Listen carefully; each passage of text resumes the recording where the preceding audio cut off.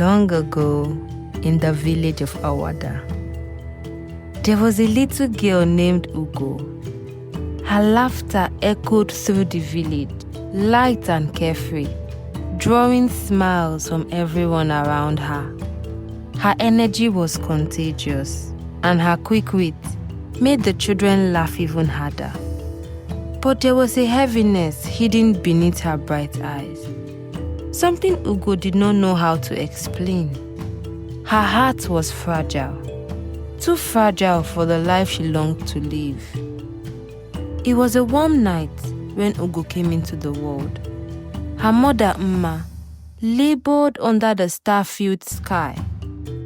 The night felt still, as though the world itself held its breath. When Ugo let out her first cry, it did not carry the strength of a healthy baby. Instead, it was weak, breathless, a strange sound that sent a ripple of worry through the room. The midwife who had helped deliver many children bent over Ugo's tiny form, noticing the irregularity in her breathing immediately. With gentle hands, she checked the baby's chest, her face hardening with concern as she pressed her palm against the tiny heart. Mma watched, her hands trembling with fear. "She's weak," the midwife said shortly. But her words carried the weight of a future Mma was so terrified to face. Her heart, it's fragile. She will not withstand the demands of this world. Protect her, Mma. Mma's heart broke as she held Ugo in her arms for the first time, feeling the delicate rise and fall of her chest. She looked down at her newborn daughter, tears mixing with the overwhelming sense of love. It was love, tinged with fear. Fear for a future she was unsure how to navigate. Through the night, Mma held Ugo close, her heart aching with each quiet breath. There was no joy without the shadow of worry. Ugo was hers, but she was also something delicate, something the world might never understand. As Ugo grew, her body remained frail, always out of sync with the energy of other village children. They would run, laugh, and climb trees, while she stayed behind, forced to sit and watch. The other children could do things she could not. She wanted to be like them, to feel the rush of strength that came from pushing her body, from running without stopping. But with every quick step she took, her breath would quicken, her chest tightening, her heart threatening to fail her. "Why can't I help, Mama?" Ugo would ask, eyes wide with longing. "I want to carry the firewood. I want to walk the fields." But Mma's answer was always the same. "Your heart, Ugo, is too fragile. You cannot do what they do. It would hurt you." And so, Ugo watched from the sidelines, her body strong in every way, but the one that mattered. Her childhood was spent in quiet frustration. While her friends ran around playing, Ugo would sit by the river, watching silently. Her longing was palpable, the yearning in her chest like a constant ache. Ifeoma, Ugo's closest friend, was the only one who understood. Ifeoma did not treat her like something fragile. She saw Ugo's spirit, the laughter, the fire that burned beneath her quiet exterior. "Don't worry about them," Ifeoma would say, smiling as she sat beside Ugo. "You are strong in other ways. Just because you cannot do what they do doesn't mean you are weak." But Ugo never quite believed it. She longed to run, to leap into the same carefree existence as the other children. She wanted to feel that freedom in her chest, the exhilaration of being alive. But she could never quite reach it. Then came the day that Ugo's father, Mazi, decided it was time for her to marry. She was 18, and in his eyes, it was time for her to take her place in the world as a woman. Ugo felt the world closing in on her as he spoke the words that would shape the next chapter of her life. "You will marry, Ugo," Mazi declared one evening, his voice firm, carrying the weight of authority. "You are of age now, and the family needs to move forward. You will marry and fulfill your duty." The words hit Ugo like a stone. "No, Papa," she protested, her voice trembling. "I can't do this, I can't. You know I can't bear children. My heart will fail me, you know this." Mazi's gaze hardened as he turned towards her. His patience was thin, his words decisive. "Enough, Ugo," he snapped. "Do not shame me. You will marry, and a man will take care of you. It is your duty." Ugo's heart sank, and she could see the pride in his eyes, the pride that blinded him to the fear. It was as though he could not understand her heart or the struggle she faced every day just to exist. Mma stood in the corner, silent. Her eyes were filled with sorrow, but she said nothing. Ugo turned to her mother, hoping for understanding, but Mma's lips were pressed tight. "It is your fate, Ugo," she whispered, a barely audible murmur in the silence. Ugo's marriage to Chike was a day that arrived with no joy in her heart, only a feeling of duty. He was a good man, kind, but she could sense the indifference in his eyes, the look of a man doing what he was told, fulfilling a role. She felt it. Every time he touched her, every time they spoke, the distance that lay between them.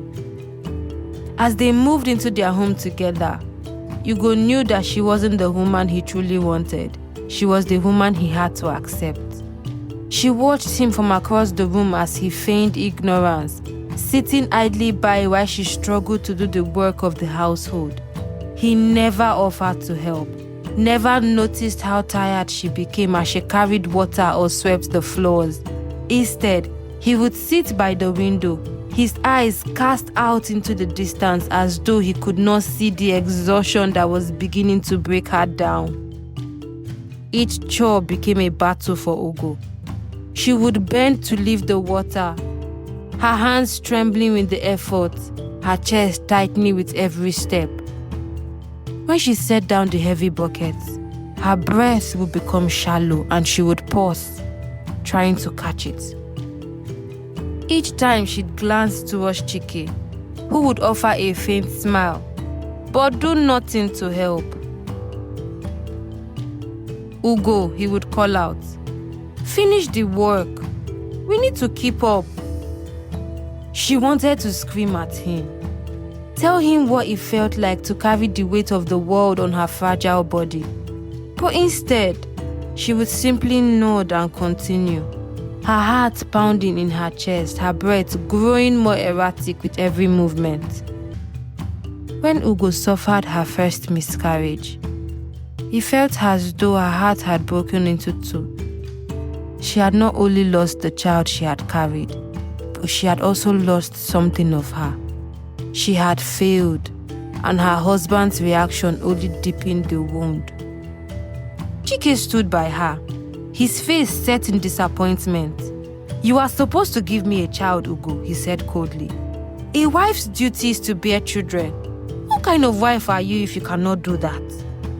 His words cut deeper than the pain in her body.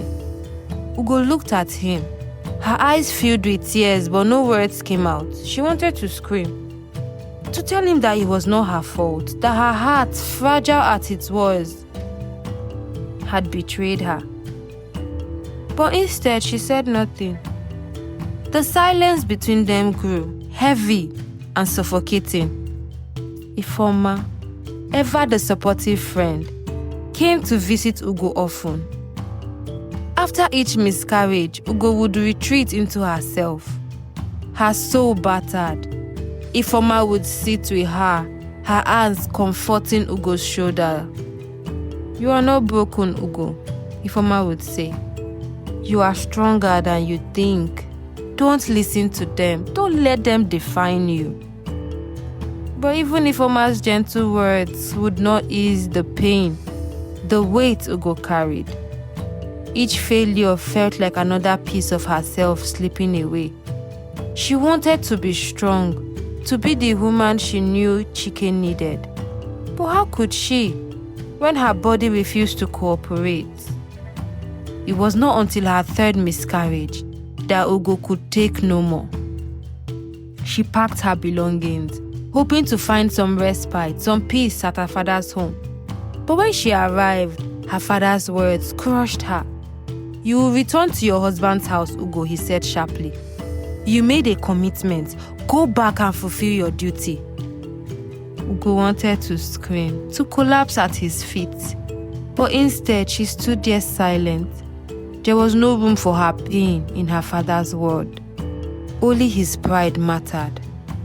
And then, after everything, after the pain, the rejection and the heartbreak, Ugo met Nnedi.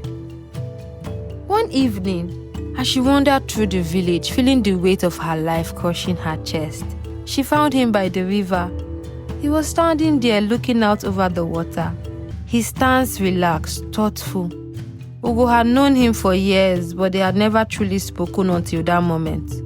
Nnedi turned when he saw her, his eyes warm with understanding. He did not see the broken wife. He saw Ugo, the woman she was. "Ugo," he said, his voice soft, inviting, as though he had been waiting for her. "I thought I might find you here. You seem like you need someone to talk to." Ugo stopped, her heart hammering in her chest. For the first time in what felt like years, she felt seen.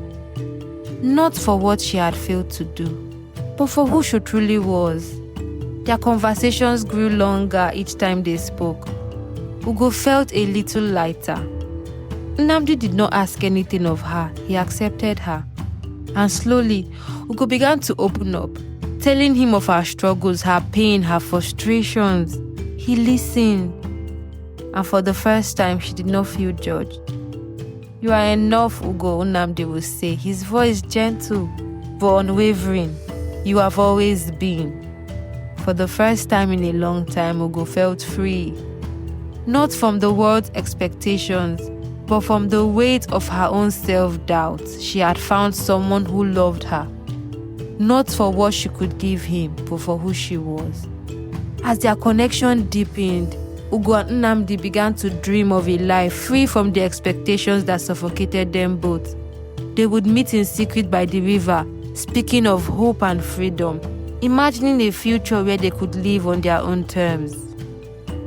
It was Ifeoma who noticed the change in Ugo first. The heaviness in her friend's eyes had lifted slightly, replaced by a glimmer of hope. One evening, after another long and draining day, Ugo confided in Ifeoma. "I cannot live like this anymore," Ugo said quietly. "Nnedi and I, we want to leave, start over somewhere new, far from this place." Ifeoma's eyes widened in surprise, but her heart swelled with pride.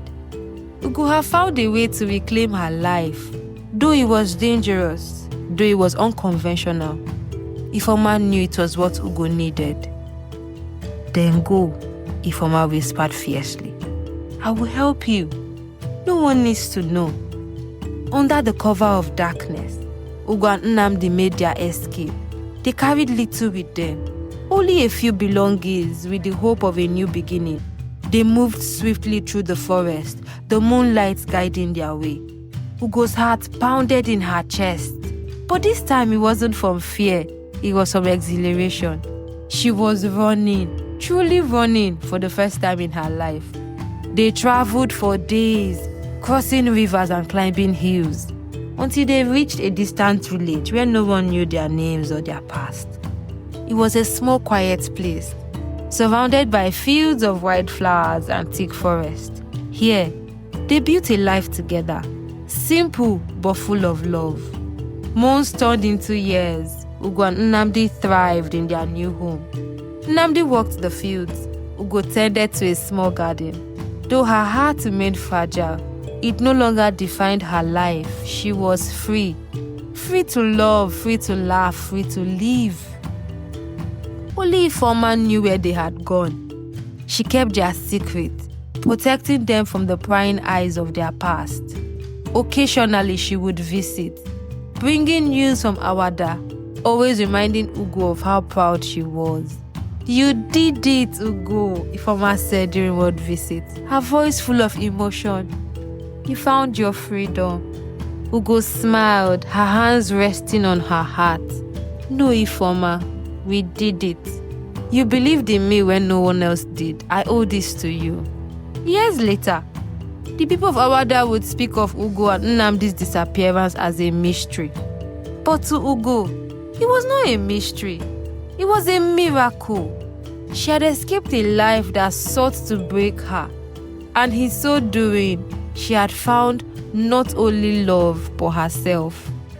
And so, Ugo and Nnedi lived happily ever after. Not in the way of grand tales or legends, but in the quiet, beautiful way of those who have found peace. The end. Please subscribe to our YouTube channel. Thank you and God bless.